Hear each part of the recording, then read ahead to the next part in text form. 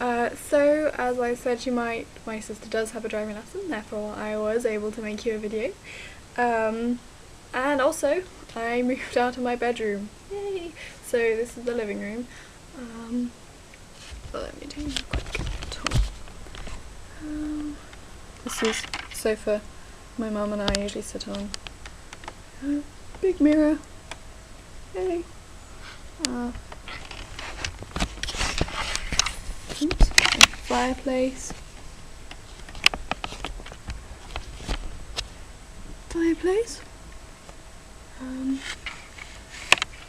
Bookshelf. DVDs down there.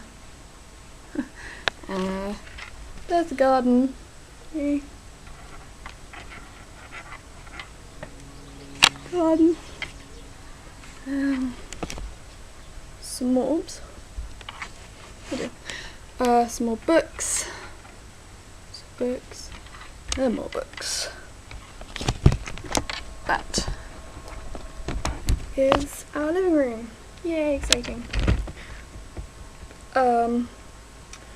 So, excuse me.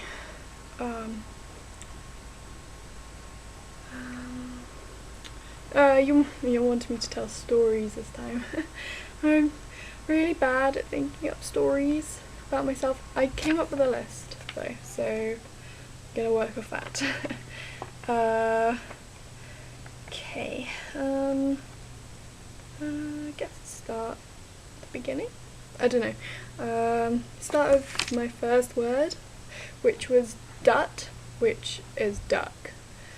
But I guess it's close enough that it counted as a real word, because it wasn't just like a sound. I was obviously trying to say duck. So, duck was my first word. My sister's was like dad or something, so boring. I was a bottom shuffler, so I used to propel myself around on my bottom, using my hands and my feet. So because I still had use of my hands, I didn't learn to walk till I was 18 months, which was pretty late. They were getting worried. I think I had to see a specialist once, and then they were gonna go again after we came back from a holiday to Spain. But on this holiday in Spain, I just started running. I started running before I started walking. I don't really know the finer details.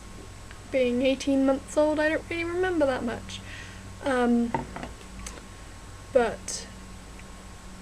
Yeah, apparently I just started running off, and then they had to chase after me because I just loved running. Not the case anymore.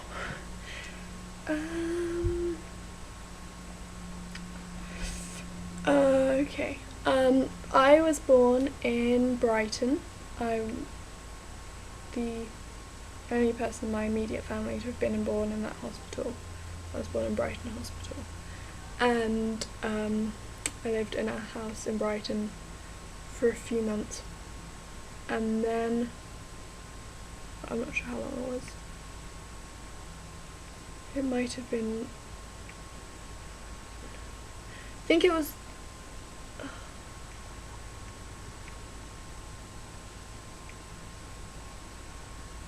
think we lived in one place and then we moved to another. And then when my mum was pregnant with my sister, we moved to a house in this town nearby called Stenning, which was a very nice town, and we visited there a couple of times since we left. It was very nice. Near Brighton. Brighton and Hove is where my nana lives, so around that area. Yeah, and then my dad got a job in Oxford, so the distance was quite big, and he would have had it was like a proper commute thing. For Britain, it was a big distance. And so then we moved to Oxford, and we lived in Oxford City for 6 months when I was 5, going 6. I can't remember whether I actually turned 6 in Oxford. I don't think I did. I went because I was obviously older, and I'd already started primary school. I went to primary school in Oxford, and there was this kid called Scott there, and I used to think he was related to Scott of the Antarctic because his name was Scott. Funny story.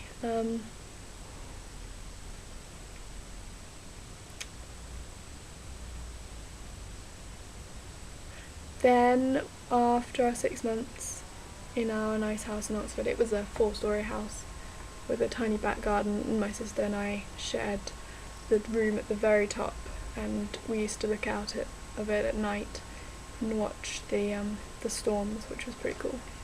So I liked living there. Yeah, and then we moved to Middle Barton, which is where we live currently, this house. There's my dog. Do you want to see her? Chloe! Say hi. Hello. That's Chloe.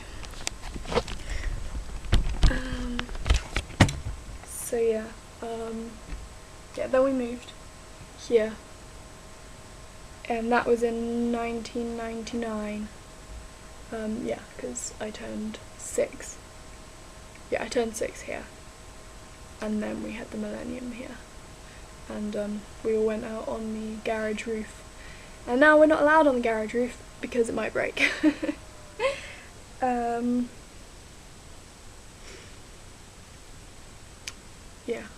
Then we obviously lived here till 2005, when we went to Fiji 3 years to 2008, because my dad got a job as the senior financial manager at the University of the South Pacific, and so we lived there for 3 years, and then we came back to this house, and we've been living here ever since.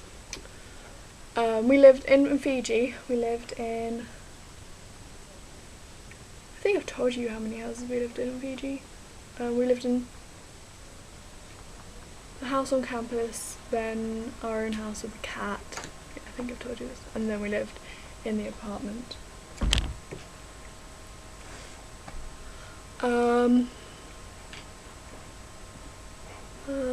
What happened? What else?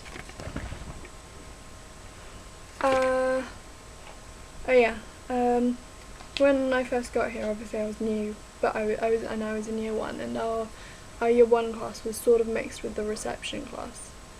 And this girl in the year below me, she came up to me one day and she was like, "I'm older than you because I've been here longer than you." I don't know why I remember that, but I do.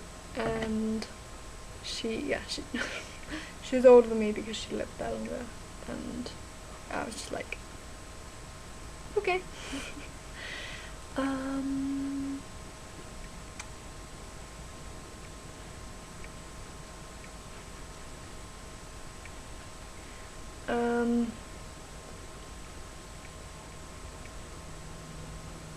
I had a pretty good primary school life. The primary school in our village, which I went to, is actually pretty crummy right now. They've had a series of bad head teachers and bad administration and stuff, and it's just gone downhill. But when I was there, it was pretty good. We had the first head teacher when I arrived. His name was Mr. Haley, and he was absolutely terrifying. But he left fairly soon after we got there, and he came back to visit one day, and he had a bowl haircut, like a saucepan haircut. And then that was funny. But once he told me off for climbing on something I wasn't even climbing on, so I was permanently terrified of him.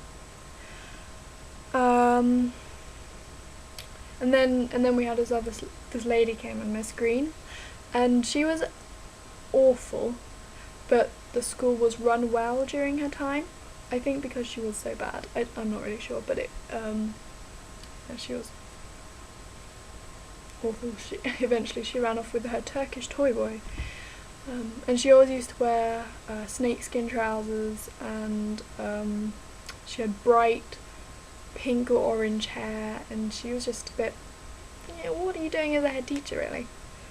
I mean, if she didn't enjoyed it or whatever, then fine, but I really don't think it was the right sort of job for her.